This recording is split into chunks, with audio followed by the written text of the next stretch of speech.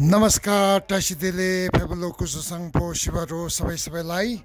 अनि यसपालि चित्रमा न्युने हुनेछ यसको सूचना दिन चाहन्छु। नमस्कार टासिदेले अनि हजुरलाई के सूचना दिन चाहन्छु भनेदेखि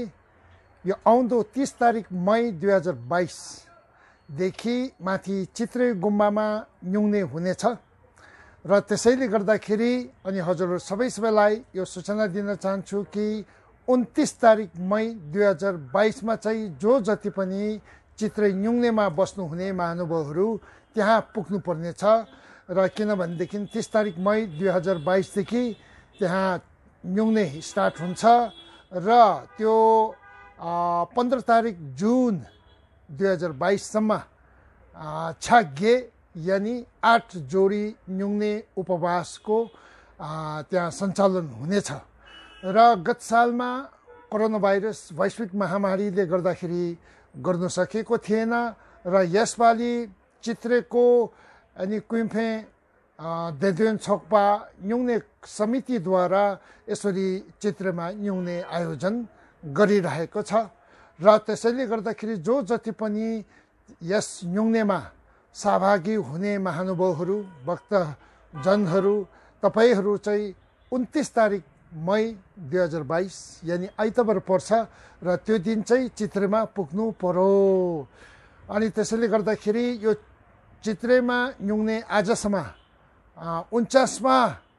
खेप भइसकेको छ र त्यसैले गर्दाखेरि त्यो पनि एकदमै पवित्र स्थल अरण्य जस्तो जग्गा सुनसान जग्गामा न्युने त्यो पनि एउटा पवित्र महिना सागादावामा यसपालि न्युने भइरहेको छ र त्यसैले गर्दाखेरि यो न्युने उपवास भनेको चाहिँ के हो भनेदेखि अपार पुण्य कमाउने एउटा सुनौलो मौका पनि हो र त्यसैले गर्दाखेरि श्वेत आहार शाकाहारीको साथसाथमा अष्टशिलाको पालन गरेर अनि विपुल मात्रामा अनि पुण्य कमाउने एउटा साधना हो। त्यसैले गर्दाखेरि चित्रे न्युने यसपालि अनि 30 तारिक मई 2022 देखि सुरु हुनेछ र जो जति पनि चित्रे न्युनेमा भाग लिन हुने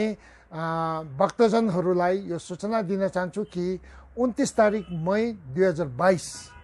आइतबारको दिनमा चाहिँ चित्रेमा पुग्नु पर्यो। त्यसैले गर्दाखेरि अनि हजुरहरूले 29 मई 2022 मा चाहिँ चित्रेमा पुग्नुपर्छ। आफ्नै ओर्ने ओछ्यान भयो त्यसरी नै थाल मगहरू इत्यादि लिएर हजुर अनि त्यहाँ चित्रे गुम्बामा पुगिदिनुहोस् भने यहाँबाट सूचना दिन चाहन्छु। अनि चित्रे न्युने बारेमा हजुरहरूलाई केही जानकारी हासिल गर्ने इच्छा छ भनेदेखि यहाँ तल दिएका यस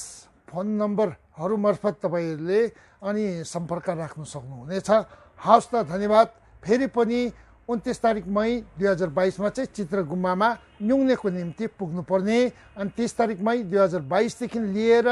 अनि 15 जुन 2022 सम्म 8 छा यानी श्वेत 8 जोडी न्युने उपवास यसरी हुनेछ र हवस् त तपाईँ सबैलाई अनि दीर्घायु सुख समृद्धिको कामना राख्दै नमस्कार धन्यवाद।